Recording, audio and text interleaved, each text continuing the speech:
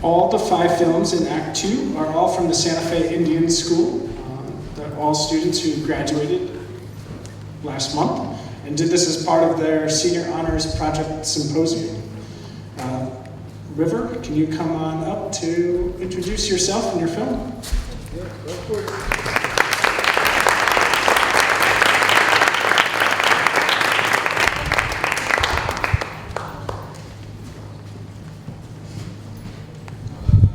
Segitamu na posungehera poke kongahoan na poswage wingehera kapo wingehera oke wingehera demaku yetoriumu. Good afternoon, my name is Romero. I come from the Pueblos of Milwaukee, Chasity, Okewinge, and Santa Clara. And I'm here to present my film, Families of Clay, Revitalizing Pueblo Pottery.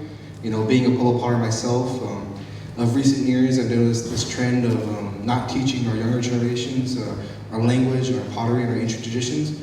And so I wanted to make this film to really show and bring awareness to the topic that, you know, such an ancient traditional art form has been slowly dying out, and you know, it's very personal to me, very close to me, being a Pueblo potter and being from a renowned Pueblo potter myself, family myself. So, you know, we had to do a project for our SHP, and I just wanted to make a video about Pueblo pottery. You know, something really close to home and something I know much about. So, thank you all for watching my video, and I hope you all enjoy it.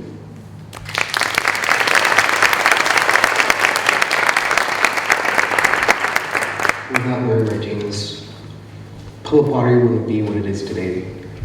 With her influence, it changed Pueblo pottery from just making pots so that your family can use them as dishes, to hold bread, to hold food, into an art. She changed it in many ways, with it now being shown across the world in galleries and art spaces. But in recent years, Pueblo pottery has been on a sharp decline, with many reasons accompanying that. There's many reasons as to why Pueblo pottery has been on a sharp decline in recent years, with just a few I can think of being technology and the time it takes to make a piece. Being in an art family and a pottery family, to be more specifically, it takes weeks to make a pot, from the polishing process to the making process of the pot to the firing. It can take weeks and even months to make a few pieces.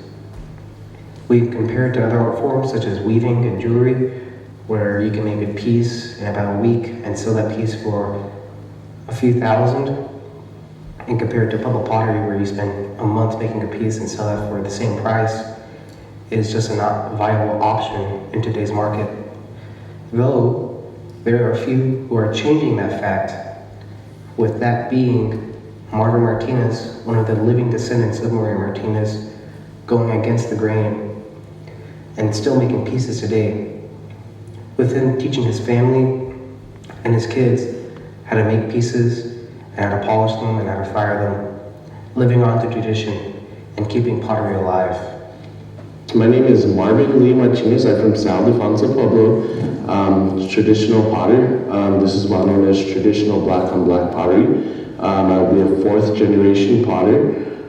So I still continue on a family tradition. Great-great-grandparents, Maria and Julian Martinez, world-renowned potters. Pueblo families kind of use pottery as a way for us to connect on a deeper level, you know, spiritually, traditionally, culturally, language. We use Pueblo pottery as a way for us to connect to our language and teach our younger ones. So for instance, you would go on trips to collect clay, or collect shugen, which is the tempering that we use for clay, which is volcanic ash. And you would tell stories in telo or in carries and stuff like that. And it would serve as a way for us to teach the younger ones how to speak telo or our languages. And then they also use it spiritually to connect on a deeper level to our ancestors or to our cultural practices.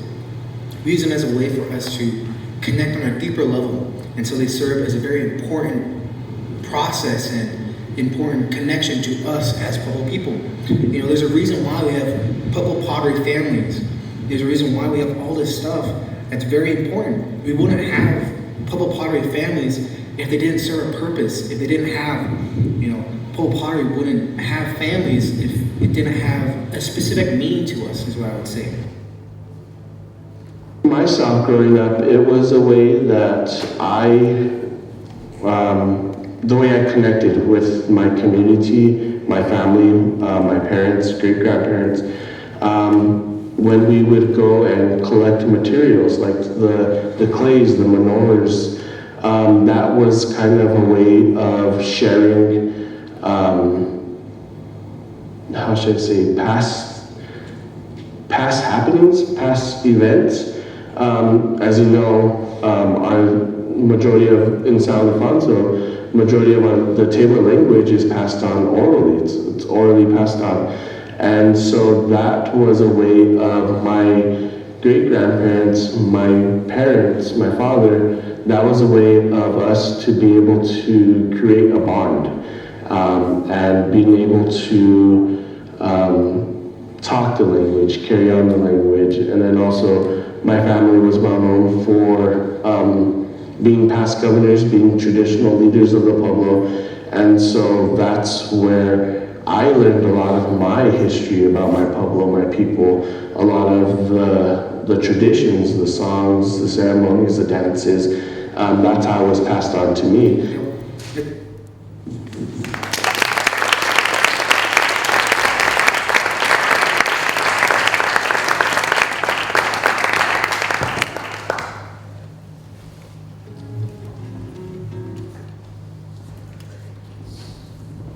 Chasity, can you come on up here and present your film, The Ones in Medical Funds?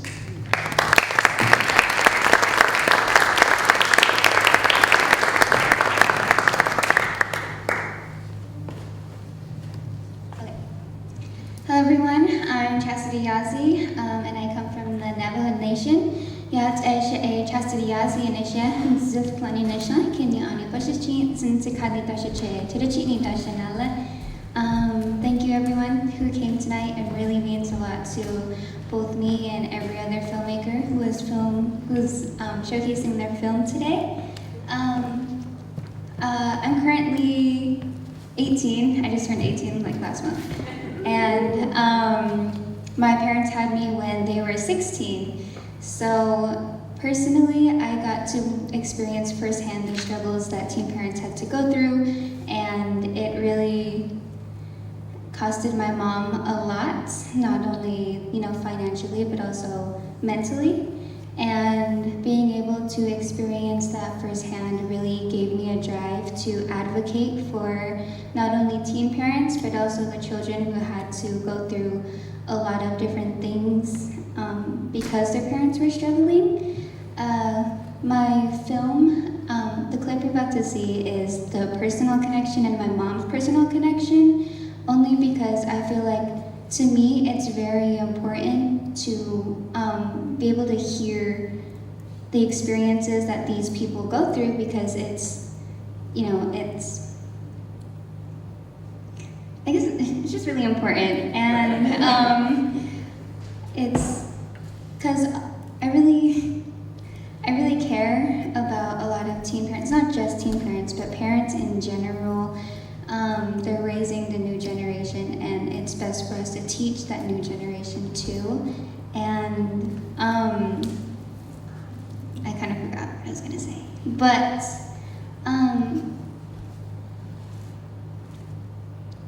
anyways, okay, yeah, so I guess that's it.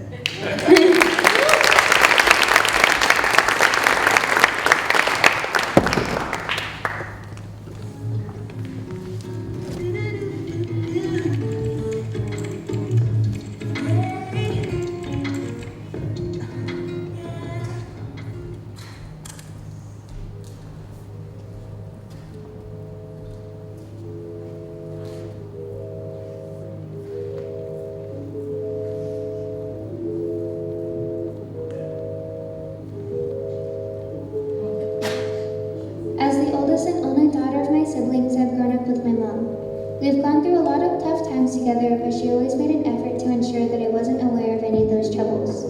My childhood was great. We had moved around a lot. In kindergarten, I stayed with my grandparents in Coyote Canyon. I never knew why until a couple years later when my mom had told me that she had moved to Phoenix, Arizona to try to start a better life for us. I know it was rough for her, but I only know this because I've gotten older. I was oblivious to it when I was younger. However, something that I did become aware of on my own was the financial burdens we were going through. Of course, course, I never understood her troubles, but I picked up on her visible distress at the kitchen table looking at her bills. One of the issues I noticed very early was we used to only have fast food for years. Pizza was one of the main meals we'd eat because it was cheap enough to feed 5 people at once. I now can't eat pizza without getting nauseous. This also includes many other fast food places that make me feel sick. I know my parents and brothers want a home-cooked meal just as much as I do. I started to recognize myself as a financial burden to them.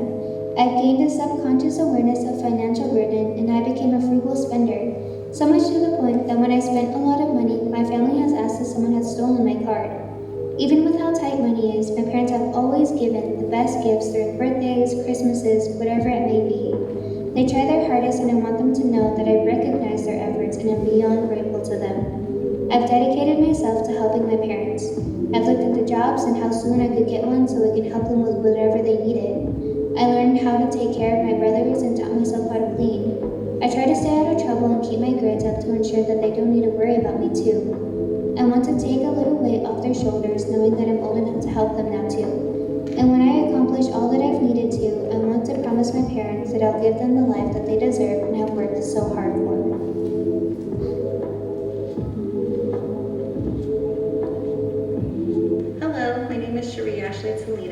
I am the mother of Chasity, Yazzie. As a teen mom, everything is very stressful, everything is very new, everything is very complicated. I did struggle from the very beginning, finding out that I was pregnant at 16, not of age to have my own insurance, let alone just insurance for myself, which is more than likely under my parents. It did cause a lot of confusion. So I did start reaching out to different programs.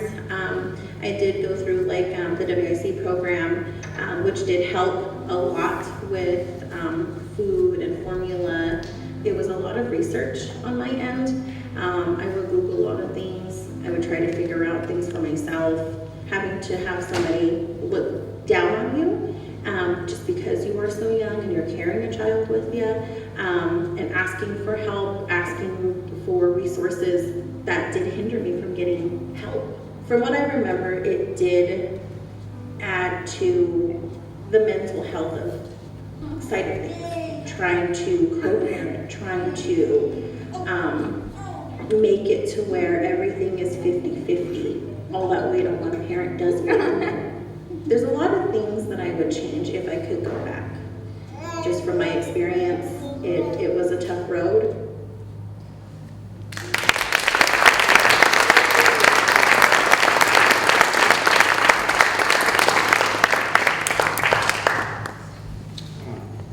Thank you, Chasity. Adriana, can you come on up and introduce yourself and your film?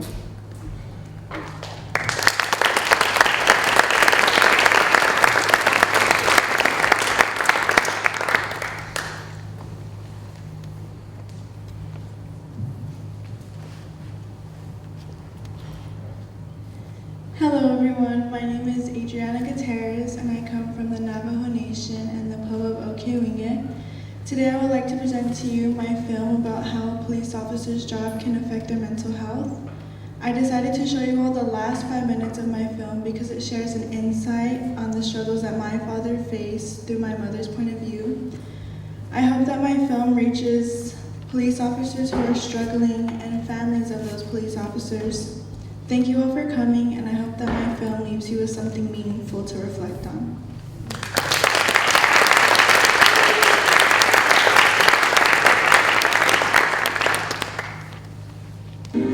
My first action plan took place on November 8th, 2024. I created a list of questions about coping mechanisms for my family members to answer.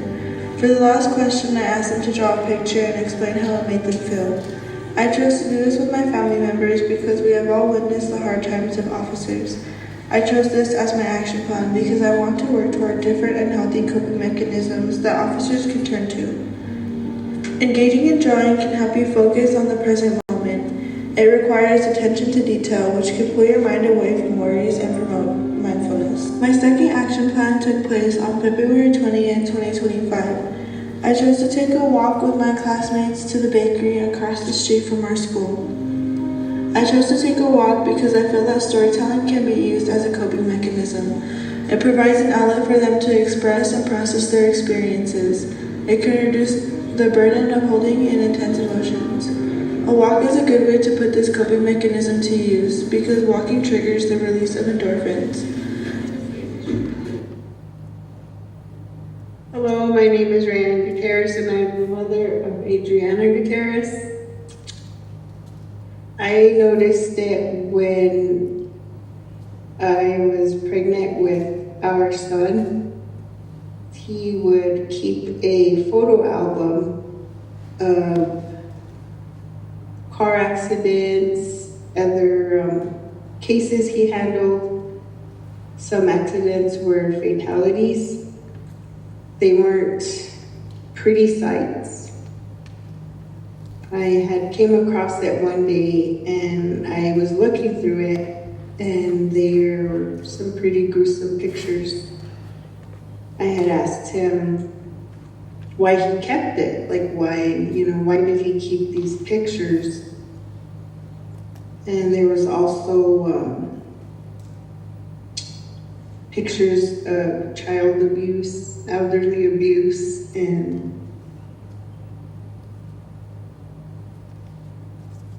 he said it was a way for him to cope because he was coming into fatherhood, and this was his chance where he could actually be there and raise his child. And it was his way to cope with what he went through. And I asked him, like, but why would you keep these photos? And he really didn't have an answer. He just said it was a way for him to cope, to look back and see, what if this person lived, and then it was, I wonder what happened to this child that I helped get out of this bad situation. I did try talking to him. He drinks a lot and it seems like the alcohol would soothe his pain, but it only lasted for so long, and then he'd, have to go back to work and deal with all those issues again, like, okay, I'm back at work, what am I gonna encounter tonight? And I would always just, he would go to work and I'd just say, okay, I would tell him I love him and I would, be safe and I'll see you when you get home. Or there were times we did work together and I would go home before him. And I just, wish he got the help. He would talk to somebody. At first, I thought he just did it occasionally. And as we got further into our relationship, I noticed it was an everyday thing. Got home on his days off. He would interact with people. He would sleep all the time. He'd spend his days off sleeping. He would drink a lot. And I would ask him, let's go here, let's go there, let's do something. And I think towards the end of our relationship was when it got bad. There was really nothing I could do to help him.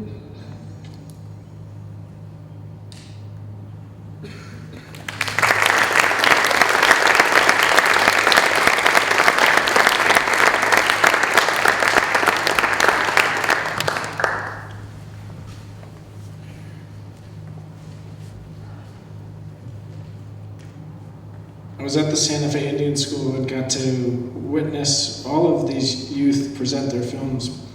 But at the close of Adriana's, three folks in the audience, all first responders, most of them in law enforcement, all stood up and moved to tears and just so thankful for Adriana's work. So thank you, Adriana.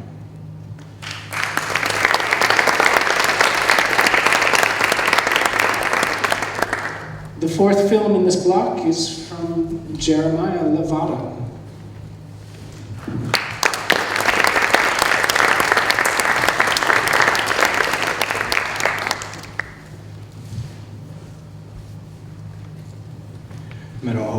Portugitek, Hardromese, Shahanasta, Giwa Asuta.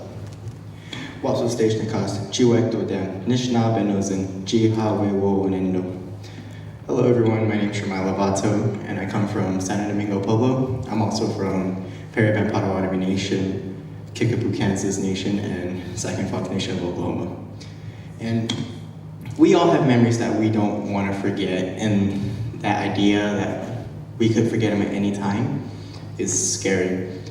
I addressed this fear of forgetting in my film, which I titled The Fear of Forgetting, The True Horror of Dementia. My connection with this is my grandma, who's in the thumbnail right now, had dementia and passed December of 2019. And hearing about my family struggle to deal with dementia with her really put sadness in me. And when I heard about this, I felt like I could put out ideas and put it to light and how families can help deal with dementia. So thank you for being here, and I hope you take something away from my film.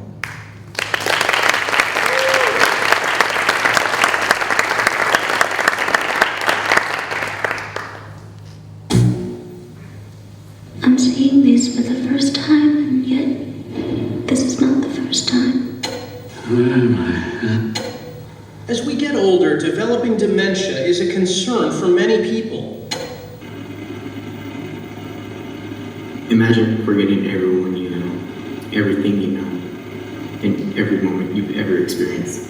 This is the fear of forgetting, the true horror of dementia.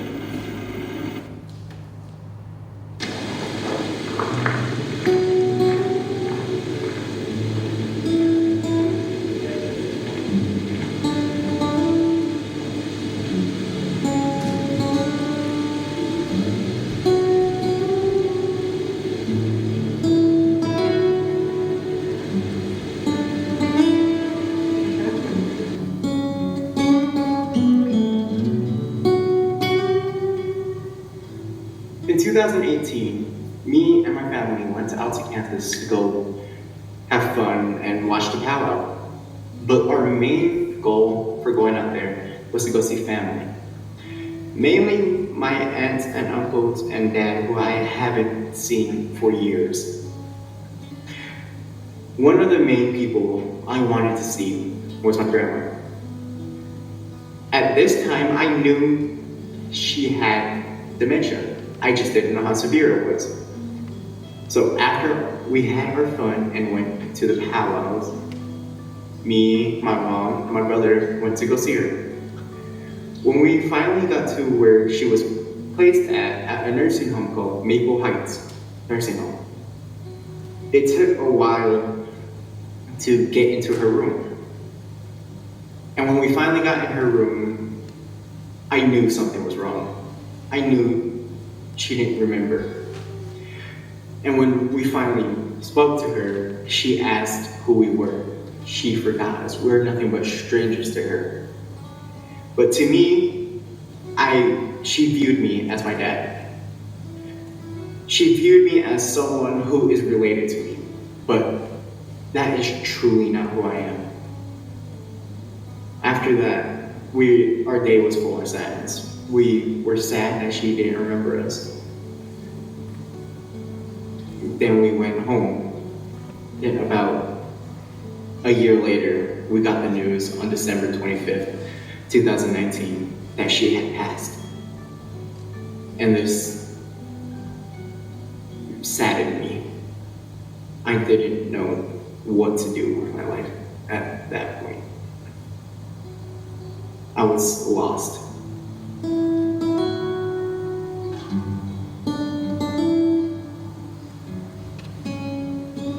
Dementia is scary to watch. Knowing your loved one is slowly forgetting everything they know is sad. Sad that there is nothing you can do about it. The dementia is one of my greatest fears. Although we forget almost every day, that is unavoidable. Wow, dementia is uncontrollable. I fear that one day I will forget that I lived my life with people. I will forget the people in my life. So I wanted to bring this to like the rational fear of forgetting.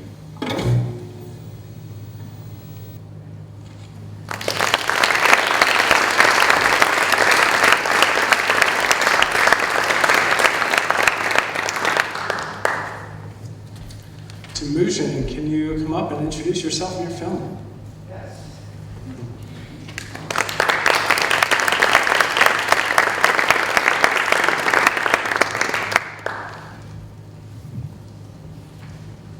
Hello, my name is Timujin Aveda. I am from Santo Domingo, Pueblo in the Navajo Nation, and my film is called Autism Different Minds. Now, the reason why I made this film is so that people who do not know much about autism can have understanding of what it is and what it's not.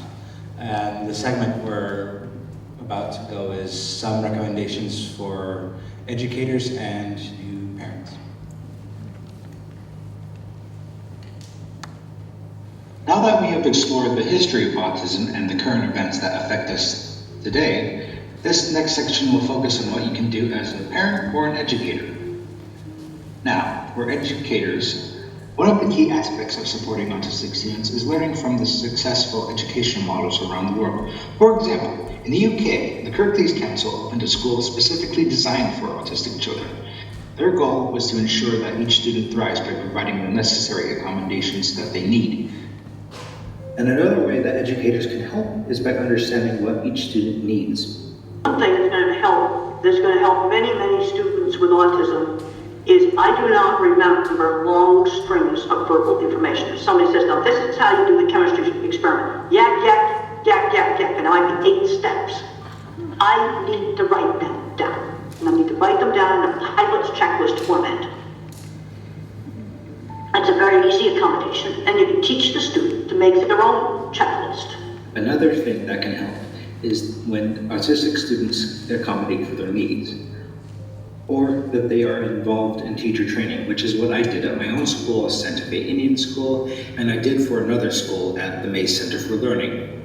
At both of those schools, I conducted teacher training, and I told them what autism is and what it's not, and I emphasized of how important it is for each teacher to understand their students' learning style, so they can add that to their curriculum and make sure that no one is left behind academically. Another thing that people need to get a better understanding of is special education. Special education can be a very cookie cutter approach. So they want every kid at special ed still to like use the same stuff and do the same thing and do this. But it's really hard to do because every kid with autism might be working on a certain skill. And then sometimes with education, so if a child is having a hard time communicating or conversating or even just labeling things in their environment so they can start talking one day. But we're focused on them learning the ABCs. What's more beneficial of us just spending our time teaching them to talk or teaching them the ABCs? Because when they're 6, 7 more years, if they still can't talk but they know the ABCs, what's the point, right? So I think sometimes in education is really looking at what's meaningful and can really change their lives rather than just teaching to the test or teaching to the curriculum or teaching to whatever guidelines you have to teach to. And another thing that needs to be assured is to make sure that we do not over-accommodate the student as well. Well, that often happens. There's a tendency for a lot of parents to do everything for the kid. So a lot of kids are not learning things like bank account and basic skills like shopping. But the checklists are something that are really needed. Some accommodations are really needed. And I basically need to have an external working memory. And that's a very easy accommodation. And it would help people in school, but also help them on jobs.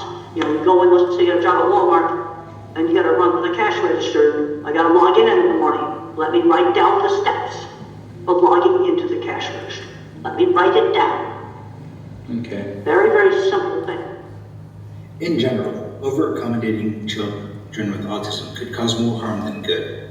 but it's important for parents to understand their child's strengths and weaknesses academically and understand what is over-accommodation and what's the proper accommodation for their child.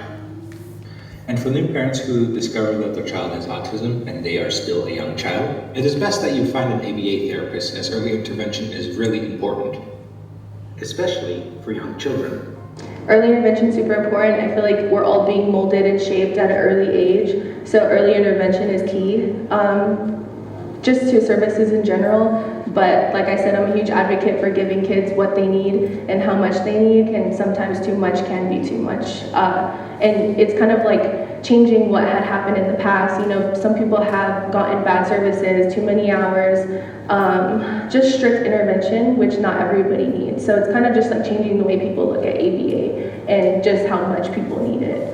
And there is strong evidence supporting the effectiveness of early intervention.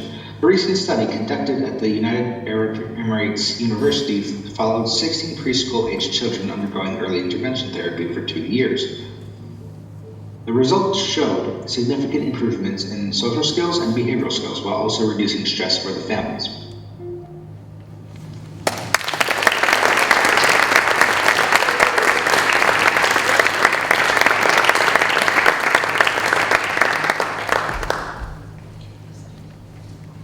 There was a question earlier about what have folks learned through interviewing, and I'm still, every year, I'm impressed by the power of young people asking others for interviews. And one thing Temujin decided he was interested in was asking Temple Grandin for an interview. And so he emailed her, and he got back a yes. And so they had a Zoom chat. He interviewed her. Now that we can we have these filmmakers come back to the front of the room for a question and answer session?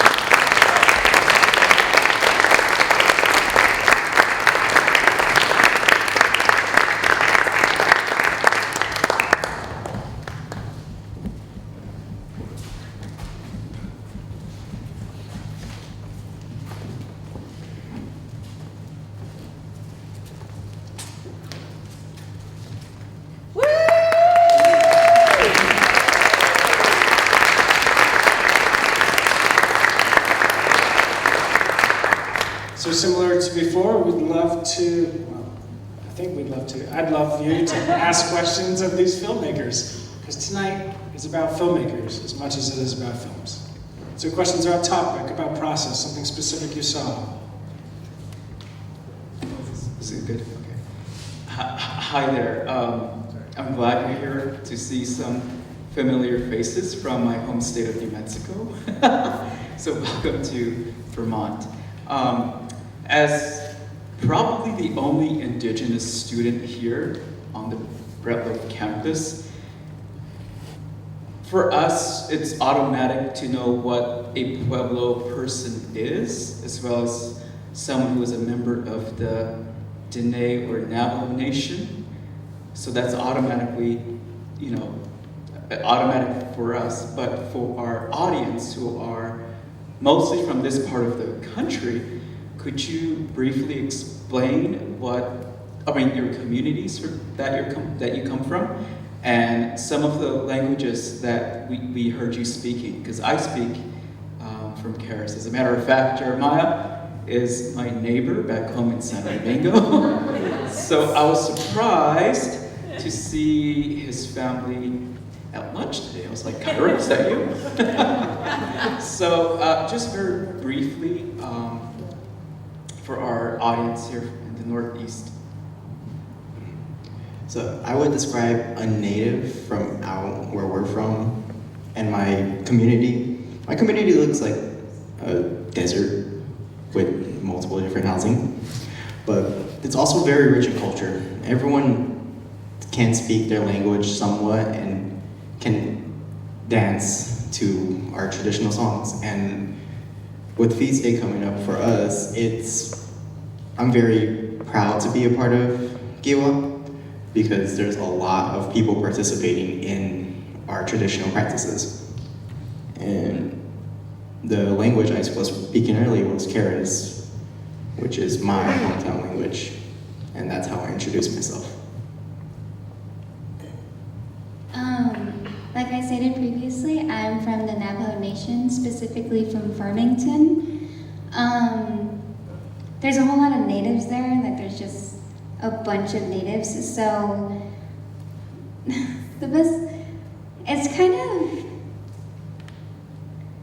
it's not easy to describe like a Pueblo or like a Navajo Nation.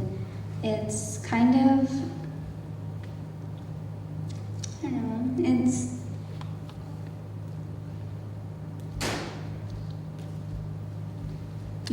it's vast, yeah. The Navajo Nation is the largest reservation that there is. So there's just a whole bunch of us, and it's very strict over there. It's very, I once got yelled at because I didn't know how to hold a leg properly when we were butchering a sheep, so it's kind of scary. But we're really nice, we're really kind, and the Navajo language is dying out, and that's what I was speaking earlier, was Navajo. I'm currently learning how to speak Navajo. So far I only know goodbye, hello, good morning, and apple. but we're getting there. Anyways, yeah, it's kind of hard to put into words, so I'm really sorry. I mainly come from Santo Domingo, but I'm also Navajo, and I can describe both. Santo Domingo, it's a very nice, tight-knit based community. Like everyone knows this person's family through in a bunch of other ways of like this person knows how to make jewelry, or this person's the potters, or one knows how to make moccasins. We're like very familial is what I can describe Kiwa as. And concerning feast day, that's August 4th. If you want to come down to New Mexico, we are invited to everyone if you would like to come. And the Navajo Nation, like Chasity said, is the largest reservation in the United States. But there is a lot of history with nuclear testings, and they mined uranium. And we've been trying to have the government clean up the sites where they mine, but they are not listening. And my aunt, who's working in the Navajo Nation, has a friend who has like a Geiger counter, and there was this grandma who was selling corn, and she unknowingly was selling very highly dangerous doses of radioactive corn, because the Geiger counter, it just blew off to the point where the battery died, because that's how radioactive that's how bad they didn't clean up. But we're still trying to get the Navajo Nation cleaned up with the uranium mines, and that's all I can kind of describe. So I come from the Navajo Nation as well as Okeonia Pueblo, and I spend most of my time in Okeonia Pueblo. I can describe that as a small community, but it's also big with love, and everyone participates in our ceremonies and our dances, and it's pretty small. I mean, everyone knows everyone, and everyone knows everyone's business, so yeah. And we speak Tewa. Almost everyone is fluent. Not me though, but that's about it. Yeah, so I come from the Pewaukee Pueblo, as well as 3 other ones, and I mostly speak Tewa. To kind of show you guys what Pewaukee Pueblo is. It's kind of it's the opposite of what you normally think of like a native. You think of the plains people, those fancy shawls and everything, the big flamboyant kind of dresses and everything. But we're totally opposite from that. We're not really, we don't live in the plains, we live in the Southwest. So think of cowboy movies, spaghetti westerns and all that stuff. It's desert, there's abundant, there's some green, very different from here. So that's where we kind of live. It's very like, we live by the rivers, and then our regalia is kind of different. So we have like a shawl or like a little kilt, and then, you know, armbands and stuff like that, foxes and skins. But it's very different from the ones in the plains. The introduction I did earlier was in Tewa, and you know, the Pueblo communities are very tight knit. You know, mine's like 500. Well, okay, it's probably like 1,000. So it's very small. You know, your neighbors will be your neighbors forever, basically. You know, everybody knows everybody. You know, you can hear a fight for about like 5 miles away and just know that's who it is. Yeah, it's kind of bad sometimes, especially if you do something really bad. Ooh, you're not gonna live it down for a while.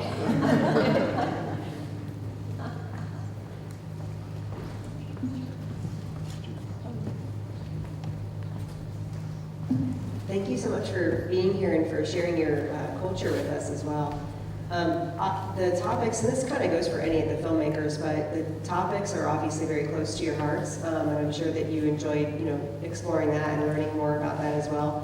I was just wondering, like, is there anything from the technical standpoint of like making the documentary, was there a particular skill that you had that was the most fun for you to learn or practice with? I feel like editing was my favorite part of it. I really didn't like to shoot stuff. I kind of got weirded out shooting people. It felt weird to me. I felt like it was like invading their personal space and everything, but like putting me behind a computer and showing me like a bunch of clips to like edit in and place in, I'll do that any time of day, any day, every day of the week for the entire year. I'm fine with doing that. I'm more than happy to do that. But God forbid you tell me to go drive to this place and interview somebody. Ooh, you'd catch me dead before that. For me, it was more of a mentality thing. I feel like my topic really hits close to home with my family and I. It just really tested on how strong I could be, and I feel like I've developed a stronger mindset with making this film. When making this film, I took the project to kind of like how most people, artists do, like look at the ideas, then do edits and like come up with different sort of drafts. That's what I did with the script writing of the narration, which I used the manual typewriter on. But anyways, back to what I'm saying. Process, I learned a lot of like the filmmaking process of editing and narration, and that was pretty fun, narrating in my small closet, trying to make sure it was clear enough so people can hear me. My favorite part about making my film was being able to meet a lot of other people and gain connections, not just in Santa Fe Indian School, but also outside of Santa Fe Indian School. At the end of my film, I had the honor to work with the Los Alamos Laboratory to collaborate for a teen parent workshop. So I was able to connect with a lot of other people from different pueblos. We invited all the people from all the surrounding pueblos, and just gaining those connections was really heartfelt to me, and I love talking to people, but like I'm kind of awkward, so just it helped me with my people skills, and also being able to like film everything and get like different angles in like different shots and stuff, so now I know how to take my own Instagram pictures. I really like the actual data collecting and the video taking of the video part. I don't like editing because sometimes it didn't come out how I wanted and I just deleted it. But it put that spark in me to go into photography too. So now I own a camera. Plus Thank you. Time for one more question. I think there's a hand raised here. All of these films tonight have been so gorgeous. Congratulations to the filmmakers from both groups. What beautiful pieces of art. My question's actually for River. I don't mean to put you on the spot, but you know, as a potter, you're working in one art form, but you're using film, you're using this other art form to tell us this story about the first art form. And I wondered if you had any thoughts that you'd be willing to share about how each of those art forms informed each other. How did your pottery inform your filmmaking and vice versa, maybe?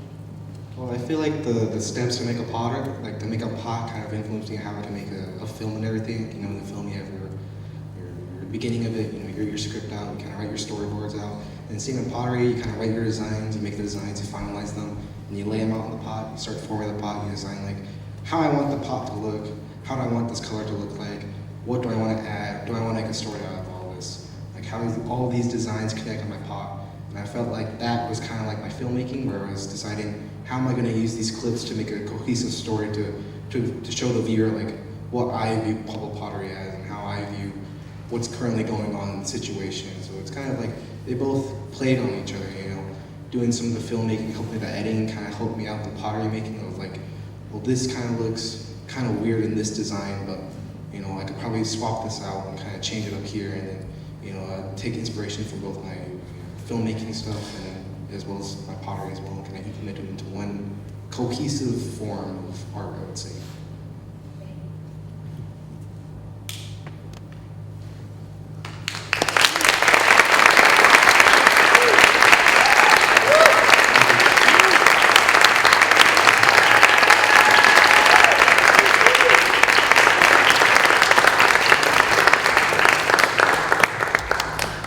We're about ready to take a short break before our third act, but before we do, I wanted to take a moment to have a special recognition related to this work in the Bread Loaf Teacher Network.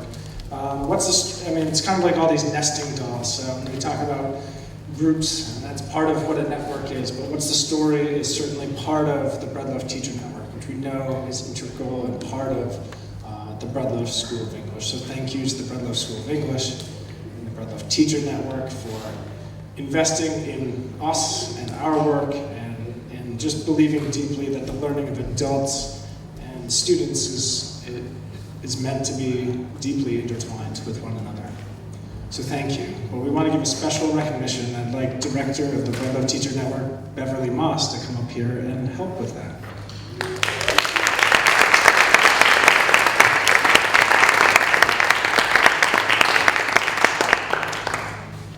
So there's a person here who started in the original cohort of the Bread Loaf Rural Teacher Network.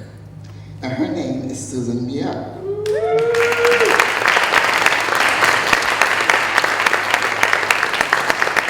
So Susan, I'm going to ask you to come up here and I'm going to embarrass you.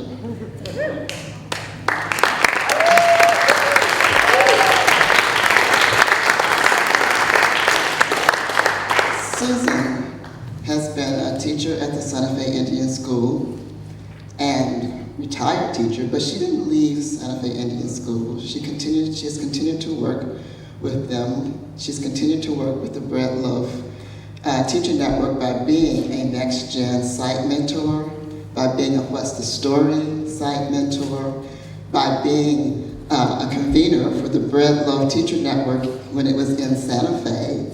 And she has just been devoted and committed to the Bread Loaf Teacher Network and the Bread Loaf School of English. She has decided, I'm heartbroken to say, that she is now stepping down and retiring from her position as a site mentor. But what I want to say about Susan is that you can always count on her. She is committed to the students, she is committed to the cause. She is the role model that we all want to be. And so, we want to give you a little parting gift.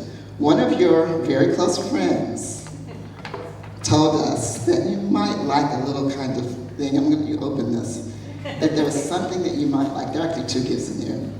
And when she told us what it was, I'm like, what is that? I want you to open it.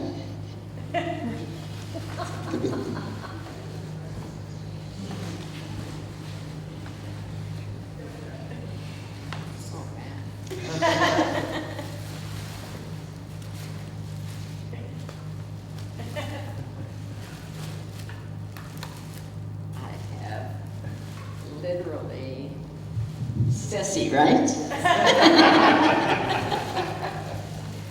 So, this is a door chime.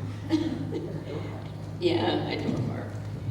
But for those of you who know my dear friend Ceci Lewis, she didn't put this on her front door, but she put it on her bathroom door.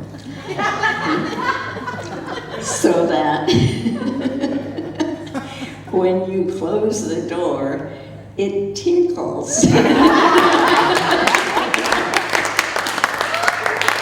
And we have laughed about that so many times, and I think that I will follow suit. So I want to say one thing about this. This is history, because Susan said she wanted one and she wanted one from Vermont. I had never heard of a drawer heart. So Tom McKenna and I set about trying to figure out where we would get one. Right? And it turns out that we got this from Woodware, but here's what's important. The person at Woodware who made it stopped making them. This is the very last one that was ever made at Woodware. So it belongs to you, and I just want to say that we at the Brett Loaf School of English and the Brett Loaf Teacher Network value you and everything you've given to us. We hope you won't be a stranger. By the way, I've already given your name to a couple of fellows who want to start writing centers. We love you. Please don't be a stranger. Please come back and visit with us.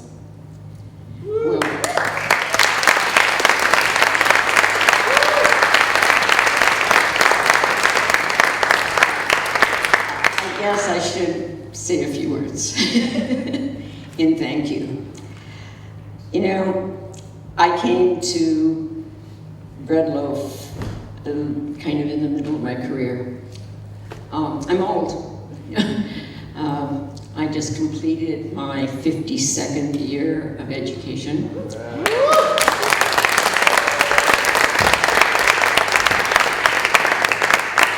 so 35 years ago, in 1993, I walked on this campus as a rural teacher. And it was so different from the life that I knew. I was one of those very traditional teachers that had grown up with, you know, straight, like, desks in a row, and I was supposed to impart information, and Bread Loaf changed my life. It made me realize that my job as a teacher was not to dictate. It was not to impart what I thought was important, but it was to listen to students, to realize that their voices are important, that they can analyze just as well as I can, that they can write just as well as I can. And I decided then and there that I would always, always, always advocate for students and for teachers. Because everyone, it made my heart sing in order to be able to do that, to change my course of teaching in my life. And I thought that, you know, everyone deserves to be in a job that they love, that students need to be able to be and to do and to appreciate the world around them and to change the world in very positive ways. For the students at Santa Fe Indian School, you always know that I love you. For people before them, they always know that I will always, always be there for them. And yes, Beverly, I will always be here for Bread Loaf School of English and for BLTN. And, you know, I'm not going away, I'm just stepping back from the responsibilities that I have now. So thank you.